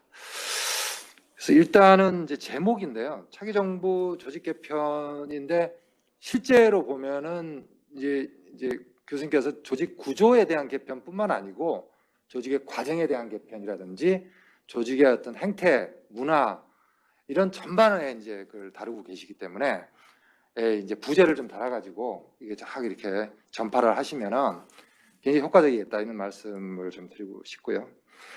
저는 굉장히 이게 뻥 머리에 이렇게 뭔가 뒤통수 맞은 것처럼 조직 철학을 이렇게 또 들고 오셔가지고 우리가 보통 이렇게 조직 개편 얘기를 할 때 보면 환경 얘기를 많이 하고 또 그걸 이제 반영해가지고 구조나 행태에 반영을 해야 된다 이렇게 얘기를 하는데 철학 말씀을 좀 하셨어요. 그래서 그 굉장히 제가 그러면서 이제 막판에 이제 융합적 조직 관리에 대해서 또 다시 한번 강조를 하시는 굉장히 저는 하여튼 머릿속에 이렇게 막 뜨끔뜨끔한 그런 걸 느꼈습니다. 읽으면서. 그래서 굉장히 동감을 했고요. 그 다음에 이제 학습 조직 얘기도 하셨고, 소프트웨어 개혁도 하셨고, 그리고 이제 회고하시면서 이제 노무현 정부 때 했던 여러 가지 이제 조직 개편에 대한 것들, 이런 것들이 다시 한번 리바이브 됐으면 좋겠다라는 말씀하셨는데, 저는 굉장히 적극적으로 동감을 합니다. 그래서 이제 차기 정부의 이제 대권을 준비하고 있는 분들은 요거를 이제 이걸 그냥 읽어서는 안 될 것 같아요. 그래서 이걸 조금 이제 숙독을 해 나가면서 하나하나 쟁점 사항들을 끄집어내 가지고 요걸 이제 디베이트를 해 나가면서 정리해 나가는 그런 작업을 좀 했으면 좋겠다라는 생각을 하면서 이제 제가 또 하겠습니다. 추가 필요 사항으로 이제 제가 요 말씀을 왜 드리냐면은 조금 이제 요 페이퍼가 좀 더 연장이 된다면은 이런 부분들이 좀 들어갔으면 좋겠다라는 거예요. 이게 제왕적 대통령제 이 말씀을 이제 하셨어요. 이 부분은 이제 지금 모든 대권을 준비하고 있는 후보들이 이 제왕적 대통령제에 대한 경고나 경각심을 갖고 있는 것 같아요. 그래서 그거에 대한 이제 각자 이제 나름대로 경험을 다 한 분이기 때문에 그래서 요거는 이제 구체적으로 어떻게 해결할 것인가 그거에 대한 방법론을 좀 더 들어갔으면 좋겠다. 그래서 내가 조석준 임동빈 선생님 그 페이퍼 행정조직 페이퍼를 한번 보니까 책을 보니까 좀 구체적인 대안들이 좀 나와 있긴 한데 그것도 약간 부족해요. 지금 말이죠. 그래서 분권 제도인데 그래서 이제 저는 이제 책임 장관도 중요하지만 책임 총리 제도를 들고 나오는 게 좋겠다. 예. 그래서 총리가 임기를 가지고 본인의 역량을 다 발휘해 가지고 좀 인사권을 행사할 수 있도록 이걸 이제 정부 조직법에다가 좀 집어넣어 가지고 요걸 아예 그냥 거기서 손질을 좀 하는 게 그래서 지금 현재도 이 해임 그 관련해 가지고 건의를 할 수 있도록 이제 헌법에 돼 있잖아요. 근데 실제로 그렇게 한 그 총리가 없더라고요. 말은 했다고 하는데 실제로 총리가 대통령한테 해임 건의를 했다라고 얘기는 하지만은 실제로 했는지 안 했는지는 우리가 확인 못 하니까. 그래서 이런 것들이 실질적으로 일어날 수도 현장에서 그걸 좀 하는 게 좋겠다라는 거. 그 다음에 이제 규율된 다원주의. 근데 이거는 이제 쿠이만이 얘기했던 1993년도에 얘기했던 건데 이 거버넌스의 그 약간의 그 형식성을 얘기하고 있거든요. 근데 이제 우리가 거버넌스를 굉장히 좋게 포장을 해서 얘기하는데 실제로 들어가서 보면은 그 안에서 작동되는 것들이 형식적이다. 그럼 이걸 하기 위해서는 뭐 어떻게 해야 되냐면은 그 참여하고 있는 네트워크 거버넌스에 참여하고 있는 어떤 부처나 주체의 역할을 어느 정도 규정을 해주는 게 중요하다. 좀 더 강도 높게 규정을 하는 게 중요하다. 그래서 여기 이제 비동등성에 대한 얘기를 좀 하고 있거든요. 모든 사람들이 동일하게 아까 이제 지식이 격차가 없다 하더라도 참여하는 주체들의 동등적 관계보다도 약간의 비동등적인 관계를 둬가지고 행정의 업무 수행에 있어서 책임성을 조금 더 부여할 수 있는 그런 어떤 거버넌스 그거에 대한 얘기. 그래서 이제 제가 좀 이렇게 보니까 요게 이제 정책을 좀 조정할 수 있는 기구들을 좀 많이 만들어가지고 요게 그 문제들의 그 여러 개 문제들의 그 범위를 좀 좁혀 나가면서 업무의 그 책임을 좀 할 수 있도록 책임성을 좀 부여할 수 있도록 하는 체제도 중요하지 않나 이런 생각을 해봤습니다. 시간이 많이 없기 때문에 정부 조직 개편 관련해서는 쭉 뭐 굉장히 저는 우리 교수님 말씀하신 그 고민들은 다 동감을 합니다. 특히 뭐 이런 그 과정적 접근에 대한 얘기라든지 정책 조정 체계라든지 이런 것들에 대해서는 뭐 근데 팀제라든지 이런 것들도 한번 추진해 보는 것도 좋겠다. 지금 아까 포스트 모더니즘 말씀하셨는데 지금 너무 기능적으로 이렇게 분리돼 가지고 막 칸막이가 너무 세기 때문에 그 부분을 한번 리바이벌 하는 게 좋겠다. 이게 노무현 정부 때 한번 했다가 이게 이제 용도 폐기돼 버렸거든요, 저게. 그 다음에 문제 해결 중심으로 좀 갔으면 좋겠다 이런 거. 그 다음에 쭉 밑에 보면은 이 디지털 혁신 얘기도 우리가 이제 할 수 있거든요. 그 플랫폼 얘기도 하려고 있는데 이거는 이제 김동수 선생님께서 더 뭐 많이 이제 깊이 알고 계시는 거기 때문에 특히 이제 디브레인 관련해 가지고 디브레인과 플랫폼 지원 기능을 어디로 해야 될 것인지 이런 것들도 좀 구체적으로 말씀을 해주시면은 좀 좋겠다라는 생각을 하고 있었습니다. 특히 이제 중간에 약간 그 조병우 교수하고 이정욱입니다. 죄송합니다. 이정욱 교수가 살짝 그 최근에 논문을 썼는데 그게 뭐냐면은 이게 이제 이 디지털 관료들하고 행정 관료들의 시너지 문제예요. 그게 잘 안 된다는 거예요. 그래서 이거를 이분들이 민간에 계신 분들이 들어와 가지고 요 일을 좀 잘 할 수 있도록 그 인센티브라든지 구조를 좀 만들어주는 게 중요하다는 거예요. 그게 이제 뭐 유럽이나 그런 사례를 가지고 얘기를 하고 있거든요. 그 다음에 이제 이것도 과거에 노무현 정부 때 민관 교류를 막 하라고 그랬어요. 왔다 갔다. 근데 이제 그 이후에 약간 스톱이 됐어요.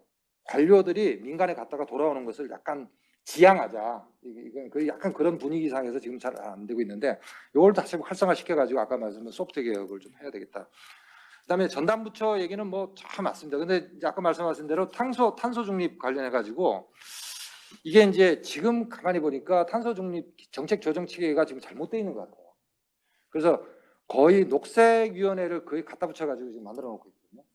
그래서 요거를 좀 개편해가지고 기후변화법이나 이런 거, 아까 말씀드린 독일, 영국 얘기를 약간 조금 다르게 말씀하셨는데, 저는 오히려 이제 영국하고 독일처럼 요게 이제 법정 독립국을 하나 만들어가지고 그 밑에다가 산업부하고 환경부가 각각 담당하는 업무를 수행해가지고 이 기후변화법과 관련한 법정인 독립 기구들을 하나 만들면 거기다 이제 보고를 하고 그런 체계로 좀 가야지. 지금처럼 아까 말씀하신 대로 대통령 직속으로 무슨 뭐 녹색성장 비슷한 위원회를 가지고 요거 가지고 무슨 이 성과를 갖다가 평가하고 보고하고 하는 체제는 좀 잘못되지 않았나 이런 생각이 들고요. 그 다음에 이제 밑에 보면은 여성가족부 얘기는 전 전적으로 동감하는데 하나 추가해가지고 아동정책 부분은 보건복지부에 갖고 와야 돼요. 이거는 아동하고 정책하고 청년은 같이 연결되어 있다고 저는 보고 있기 때문에. 그 다음에 그 뒷다음에 보시면은 환경부와 관련해가지고 자원순환 관련한 것들 보면은요. 환경부 자원순환 관련 R&D는 전부 과기정통부에서 하고, 내가 환경부를 보니까 환경부에서는 R&D 안 한대요. 그러면 이제 이게 R&D 하고, 그 다음에 이제 제품 관련한 거는 산업부에서 다 하고 있거든요. 이게 이런 것들이 환경부에서 보면은 이 사이클링 관련해 가지고는 환경부가 전담 부처가 아니더라고요. 우리가 보통 생각할 때는 사이클링 하면은 전담 부처는 환경부다 이렇게 생각하잖아요. 그게 아닌 것 같아요. 그리고 또 지자체에서 막 이런 거 다 하고. 그 다음에 이거 추가해가지고 중소벤처부에 대한 논의도 좀 필요할 것 같아요. 왜냐하면 이게 지금 산업부 아까 말씀한 에너지 관련해서 나가고, 그 다음에 산업 관련해가지고 여기 보면은 이제 R&D 이제 환경 관련한 것들이라든지 뭐 이런 것들 좀 나가고, 이렇게 쭉 보면은 제가 보니까 중소기업이 우리나라 차지하는 비중이 한 83% 되더라고요. 무지막지하게 커요. 근데 산업부가 실질적으로 기후환경 에너지부 이렇게 가면은 과연 어떤 기능을 할 수 있을까 고민을 잘 해봐야 될 것 같아요. 그래서 우리 지금 뭐 중소벤처부가 지금 한 3, 4년 됐지만은 요걸 잘 해가지고 상생적으로 정부가 뒷받침하는 퍼블릭 섹터의 우수 사례로서 자꾸 만들어 나가는, 발전시키는 그런 노력이 좀 필요하지 않겠냐 이런 생각도 해봤습니다. 그 외에는 이제 소프트웨어 개선에 대한 말 이상입니다. 네, 고맙습니다. 바로 우리 김동 교수님. 네, 행정장관 김동 교수입니다.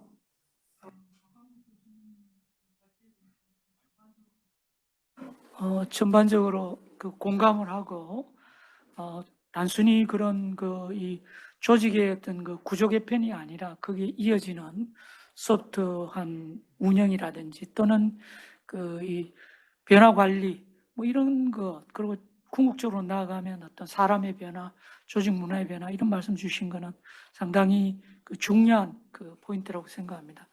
저는 조경욱 교수님은 상대적으로 조금 보완적인 얘기를 하셨는데 저는 조금 제 얘기를 좀 해보고자 합니다. 그 발제문에도 나와 있었지만 김대중 대통령 때부터의 어떤 그 조직 개편을 간략히 정리해 주셨는데, 우리가 지금 제6공화국 헌법, 현 헌법이죠. 헌법 체제하에서 노태우, 김영삼, 김대중, 노무현, 이명박, 박근혜, 현 문재인 정부까지 7번의 이 5년 단임 정부가 있으면서 크고 작은 조직 개편 작업을 많이 해왔습니다. 특히 이제 김영삼 정부 중반, 또 김대중 정부 초반 출범 시, 이명박 정부 출범 시는 정말 어마어마한 개편, 외국에서는 거의 상상하기 어렵고 아마 이와 비슷한 유래는 2000년대 초에 일본에서의 성전개혁 정도에 있고 나머지는 그렇게 선진국에서는 별로 없었던 거라고 생각합니다. 그런데 뭐 그럼에도 불구하고 또 다른 정부에서도 임기 중에 여러 차례 그 중폭의 조직 개편이 있어 왔습니다. 현재 지금 원실, 부처, 위원회, 청 이렇게 해보니까 한 55개 중앙행정기관이 있는데 역사를 보면 뭐 이름이 안 바뀐 데가 거의 없을 정도로, 국방부, 법무부 제외하고는 거의 없을 정도로 많이 바뀌었습니다. 심지어 대통령 비서실도 뭐 비서실이라고 했다가 그 총리실이라고 했다가 이 대통령실이라 그랬다고 총리실도 마찬가지로 이름이 이제 바뀌어 왔고, 이런 그 유형에 따라서 조직이 신설되거나 통합되거나 또 격상되고 했는데, 가만히 들다 보면 개편이 됐음에도 불구하고 여전히 국가공무원이 그 기능을 수행하는 것에서는 전혀 변동이 없었습니다. 그러면 중앙정부의 기능과 권한을 민간 부분에 주거나 또는 뭐 지방정부에 주거나 또는 뭐 국회나 이 독립기관에 준 경우는 거의 유례를 찾아보기 어려워요. 아마 그 농촌진흥청의 지도 이 딜리버리 기능, 이 시도 시군으로 간 것 정도고, 또 일본이 있지만 이거는 상당히 공공부문으로 좀 넘은, 우리 서울대학교가 법인화되는 것 같이 국립대학이라는 국가 영조물 체제에서 법인으로 가지만 여전히 뭐 기재부나 교육부의 통제를 받는 사실상의 공공 어떤 그 대학이고요. 그리고 예를 들면 뭐 철도청을 철도공사, 서비스는 철도공사하고 이 국가 이 철도공단으로 바꾸는, 그렇지만 여전히 뭐 공사라는 공공 영역으로 전환하는 정도지, 결국은 뭐 이 기능을 여기 붙였다가 또는 뭐 또 분리했다가 등등, 또는 뭐 그 위상을 좀 격상하는 이런 걸 하면서 실제로 이제 조직 개편안이 유력 대선 주자가 논의될 때부터 난리가 나요, 사실은. 그 뭐 부처의 사람뿐만 아니라 그게 관계되는 많은 관계자들이 거의 전쟁 수준이에요. 그래서 이제 정부가 출범하면서, 특히 이제 인수위가 출범하면서 이 조직 개편, 정부조직법 개편안이 나오고, 그때부터 사실 이제 본격적인 전쟁이 되고, 개편이 되고 나서도 많은 혼란이 있습니다. 그래서 부처를 옮긴 분들, 부처가 변화된 공무원들 간에 서로 이렇게 화합하고, 이 어떻게 보면 융합하는데 상당한 시간을 보내고, 그래서 이 긴 혼란과 갈등을 계속 우리가 또 반복해야 될 것인가. 저는 성공적인 개편 사례는 거의 많지 않다. 다만 우리 발제자께서도 말씀하신 94년 12월에 최신부가 정보통신부로 출범하면서 국가정보화라든지 우리의 통신산업 경쟁력 확보하는 거, 물론 이제 지금은 정보통신부가 과기정통부로 좀 통합돼 있는 상태입니다만, 상당히 이제 그거는 좀 전체적으로 봤을 때 그래도 성과를 낸 부분이 아닐까. 또 하나 생각할 수 있는 거는, 옛날 그 보사부에 있다가 그 환경기능이 환경처로 되고, 그것이 다시 환경부라는 국무위원 수준으로 오면서 전반적인 환경에 대한 이런 제도적인 장치뿐만 아니라 국민의 어떤 그 환경 지속 가능성에 대한 의식의 어떤 전환에 상당히 획기적인 기여를 했다고 봅니다. 그건 상당히 성공적인 사례라고 보고요. 뭐 작지만 과거에는 건설부가 있었고, 건설부는 고속도로, 국도를 관리했고, 교통부라는 조직이 이 철도를 관장했었습니다.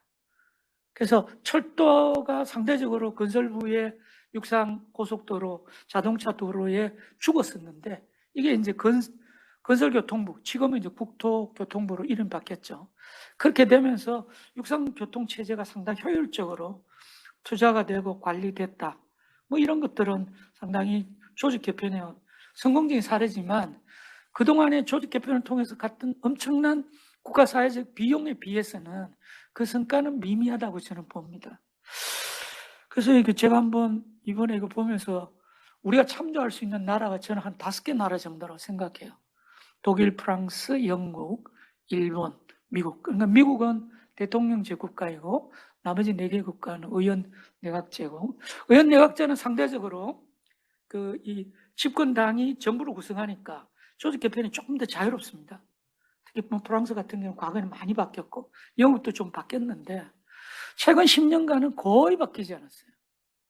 이 국무위원급의 이 조직은 거의 안 바뀌었다.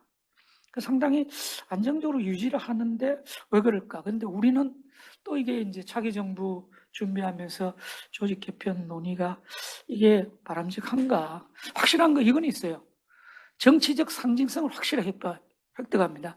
선거 과정에서 얘기됐던 것들을 바로 집권하자마자 시행한다. 뭔가 도와준 그 계층이나 집단, 지역에 뭐 떡을 하나 더 준다. 이런 효과는 확실하게 있었어요. 그리고 또 하나는 개편을 통해서 어떻게 보면 영혼 없는 공무원, 이 10일 이 어떤 그 커리어 공무원들에 대한 어떤 충성을 그 유도하는 그런 통제력을 갖는 데는 힘을 보여준 거죠. 집권청이. 그런 면에서는 그런 효과, 정치적 효과는 있을지 모르지만 실제로 이게 이 행정제도가 제대로 민주적으로 작동하는데 이런 조직 개편이 도움이 됐겠느냐? 그럼 저는 상당히 회의적입니다. 근데 어쨌거나 뭐 이게 상당히 이 아주 달달한 유혹이에요. 그러니까 계속 이 얘기가 나올 수밖에 없는 게 그러니까 뭐죠? 발제자나 저를 포함한 토론자 여러분들이 이런 얘기에 일정 부분 관여하지 않을 수 없는 그런 상황이 또 되고 있다. 저도 이제 한번 숟가락을 넣는다면 뭐 우리 발제자께서 충분히 얘기를 하셨지만 좀 헌법 체제에 좀 맞게 한번 가보자. 그렇게 본다면 저는 감히 대한민국은 3개 계층이 있다 이렇게 통상 얘기합니다. 공식적으로는 중앙정부가 있고 광역지방정부가 있고 기초지방정부가 있다 그러는. 그러니까 중앙정부는 대통령이 수반으로 운영이 되고 지사 또는 시장 군수로 지방정부가 운영이 된다 그러는데 저는 계층이 3개가 아니라 5개다. 그래서 제1의 계층은 청와대 정부라는 게 하나 있고 그 밑에 기재부 정부가 하나 있고 그리고 중앙정부라고 하는 중앙행정기관 부처청위원회가 있다 이렇게 봅니다. 실제로 그렇게 나는 작동된다고 믿고 있습니다. 왜 그럴까? 대통령 상당히 형식적으로는 제왕적 대통령이라 그러지만 그 선거에 도와준 사람 또는 한 500명이 되는 대통령 비서실, 안보실 같은 이런 스텝에 둘러싸여가지고 제대로 파악을 못합니다. 그래서 대통령께서 이거 중요하다고 생각하셔가지고 뭐를 지시를 했는데 지시하면 진행되는 것 같이 보여요. 제왕적 대통령제니까. 뭐 의전회의라고 그러고 대통령 뭐 BH 뭐 특명사항 이렇게 해가지고 쫙 됩니다만 서류상으로는 완벽해요. 쫙 탄소 중립 이런 것도 아마 그럴 거예요 아마. 그런데 임기 거의 끝날 무렵에 이렇게 보고받아 보면 하나도 된 게 없어. 그러니까 실제로 우리 대통령이 제왕적 대통령이라 그러지만 청와대 조직 자체도 제대로 움직일 수 있었을까? 모든 대통령이 저는 다 그랬다고 봐요. 그래서 이건 좀 아니지 않느냐. 그 다음 기재부는 또 그런 거를 잘 이용합니다. 그래서 기획 기능도 있고 정책 총괄 기능도 있고 특히 예산 기능도 있고 뭐 세제 등등 해서 그런 걸로 쫙 스포트합니다. 그래서 청와대 이 널공 자리는 핵심 포스트는 전부 다 기재부 공무원들이 다 가 있어요. 그러니까 대통령한테 충성하는 것이 아니라 기재부에 충성하는 겁니다, 이분들은.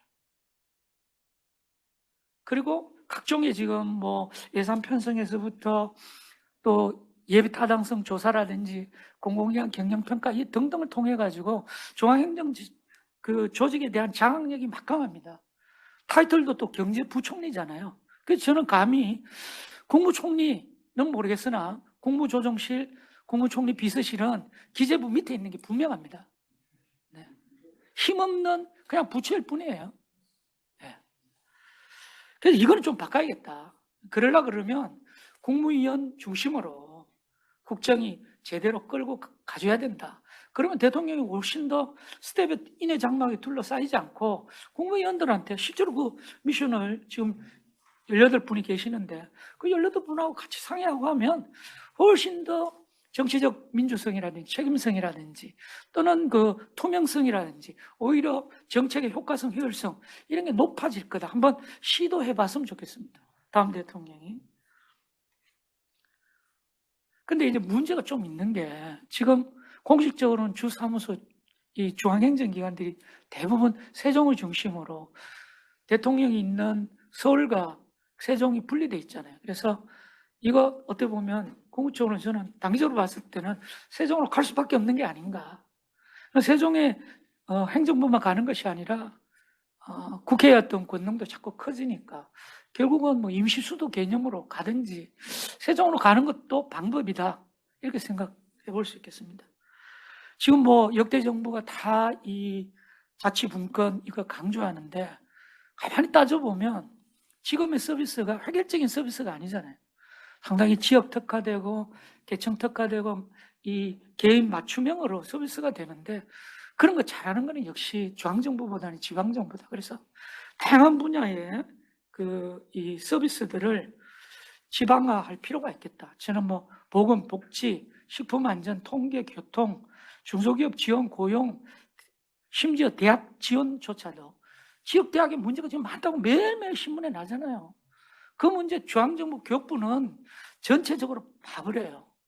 근데 정말 절실한 그 솔루션은 지역이 가지고 있습니다. 그래서 심지어 대학 지원 같은 거나 경찰, 자치경찰 뭐 형식적으로 되고 있습니다만 재난관리나 주택, 도시개발 이런 것들 과감하게 이 분권화 지방으로 이양하되 거기에 소요되는 재원이나 인력들도 확실하게 줘야 됩니다. 그거 안 주고 업무를 주면 중 공무원들은 그냥 공문 하나 쫙 만들어 하더라고 그 일을 다 그냥 지방 공무원들이 밤새면서 일을 해야 돼요.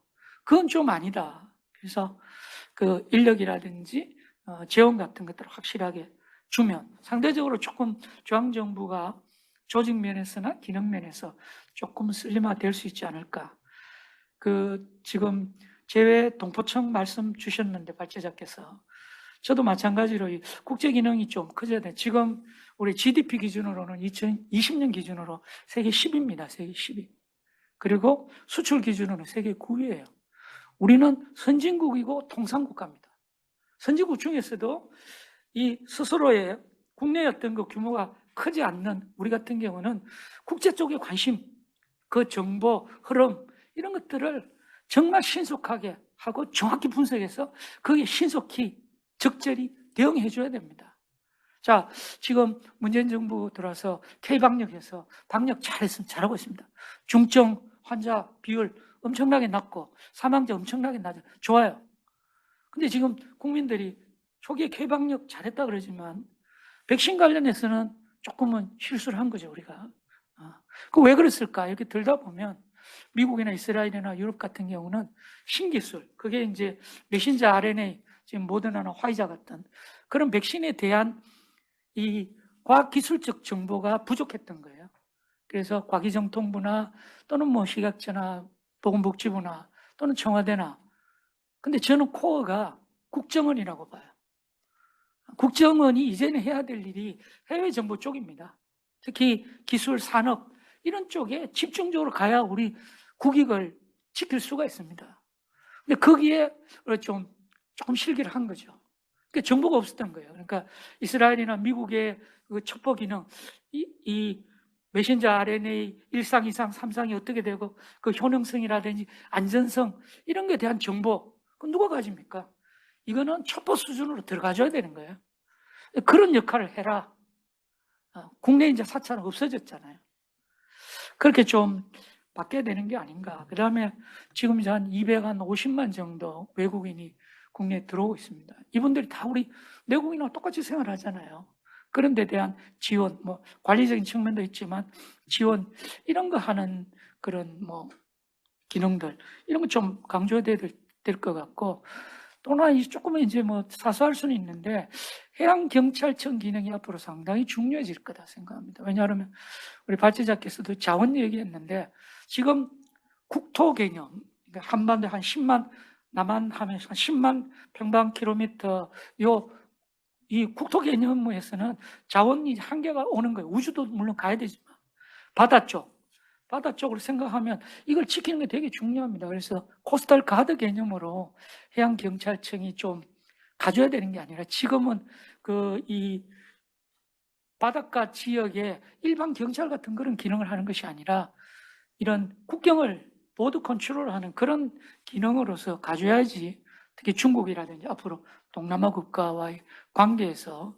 해양경찰청이 그런 역할을 이 군이 직접 갈 수 없는 영역이기 때문에 해양경찰청이 준군사적인 그런 기능을 좀 해줘야 되는 게 아닌가 이런 말씀으로 제 토론 좀 길겠습니다.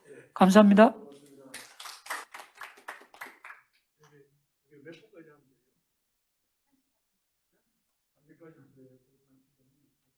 칠 7분인데 얼마까지 하면 돼요?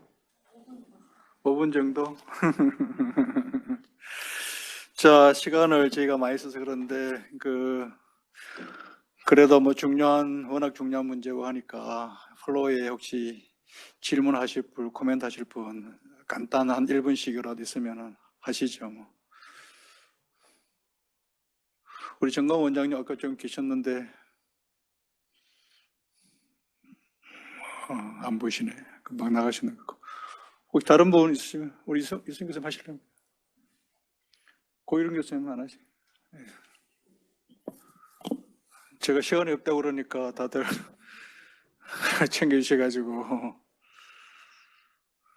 말씀들이 없는 것 같습니다. 자, 그러면은 뭐 우리 회장님 중간대 한 말씀. 제가 지금 할까요? 나중에 할까요? 네, 지금 할까요? 저도 사실은 뭐 이런 들은 말씀들이 쭉 많이 있는데 오늘 우리 박광우 교수님 발표하고 두 분 토론자에서 제가 하나 확인한 게 있습니다. 하나는 사실 굉장히 중요한 문제로 저는 보는데 그것은 세 분이 정부 조직 개편을 능상가라고 하는 이 질문을 하시고 계신다는 겁니다. 정말 정부 조직 개편을 해야 하나, 정권 바뀔 때마다 해야 하나라고 하는 것에 대해서 공히 의문을 던지고 그렇게 썩 내키지 않는 그런 입장을 보이고 있다라고 하는 것입니다. 저도 물론 뭐 당연히 그 입장을 공감을 하고요. 이 이야기를 저는 그냥 가지 않았으면 좋겠다 그런 생각입니다. 조직 개편의 문제는 저희가 지금 네 분 다 저도 포함해서 해가지고 이미 다 정권 바뀔 때마다 참여 경험한 일인데 절대 능사가 아니고 오히려 얼뜨면은 더욱더 많은 문제를 야기할 수 있기 때문에 정말 신중하게 갔으면 좋겠다. 이 논의가 많이 나오지 않았으면 좋겠다라고 하는 것이 저는 오히려 네 분은 우리 쪽에서 같이 공유하는 중요한 공유된 지식이 아닐까 싶습니다. 그래서 그 공유된 지식을 다시 한 번 더 강조해보고 싶다. 그런 말씀을 제가 첫 번째 드립니다. 두 번째는 전반적인 조직 개편과 꼭 뭐 정부 조직 부처를 빼고 하는 그런 것만은 아닌데요. 어쨌든 정부 조직을 개편이라는 이름 하에서 여러 가지 정부 국정 운영에 관한 논의가 쭉 나와 있는데 박광우 우리 교수님께서 큰 환경의 변화에 관한 말씀을 잘 해주셨습니다. 저는 당연히 뭐 정말 많이 배웠고 또 그런 말 고려해야 된다는 생각이 들고요.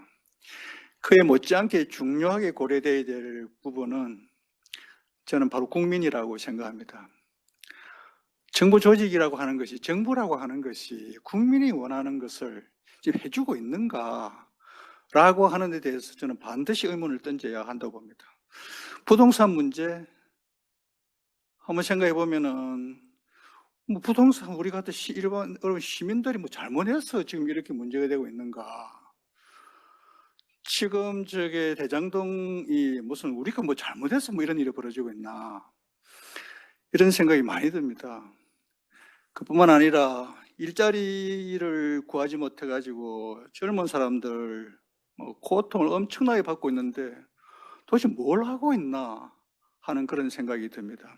이것뿐만 아니고 뭐 이야기를 하면 여러 가지 더 할 수 있겠습니다만은 제가 이 말씀 드리는 이유는 늘 조직을 우리가 다룰 때는 정말 정부라는 조직이 그 일하고 있는 사람들이 국민을 위해서 일하고 있는가라고 하는 그런 관점에 서서 보면 바꿔야 될 게 저는 많이 있다고 봅니다.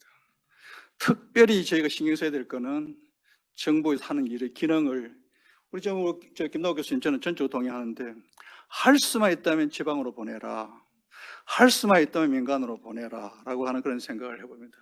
결국은 우리 한 사람 한 사람 해결할 수 있는 문제를 정부라고 들어서 가지고 오히려 문제를 해결하는 것이 아니라 망치는 경우도 많이 있기 때문에 이 부분을 꼭 유념해서 조직 개편에 대한 논의가 있었으면 좋겠다 이런 게 제가 드리고 싶은 말씀이고요. 그 다음에 저는 생각이 조금 아마 제가 소수나 뭐 그럴 것 같은데 마침 원군을 오늘 김동욱 교수님 하나 옆에 계셔서 원군을 얻은 그런 느낌인데 저희가 보통 이런 정부 조직 개편을 하거나 정권 바뀔 때면 늘 나오는 공통된 화두는 청와대가 너무 크다 이 이야기를 늘 합니다. 저는 그렇게 생각하지 않습니다.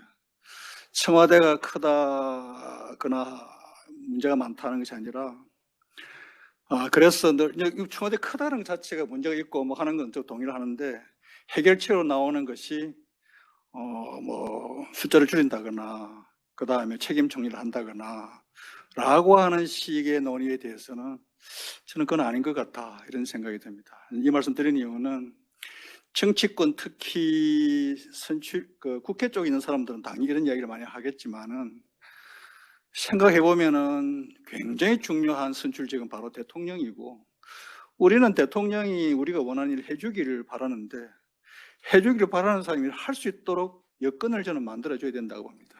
인사를 마음대로 할 수 있느냐, 예산을 자기 마음대로 배정해볼 수 있느냐, 정책을 마음대로 해볼 수 있느냐, 저는 그거 다 아니라고 생각합니다. 그래서 할 수 있도록은 해줘야 된다. 그럼 당연히 그러면 대통령이 자기 마음대로 해야 되는 것이냐?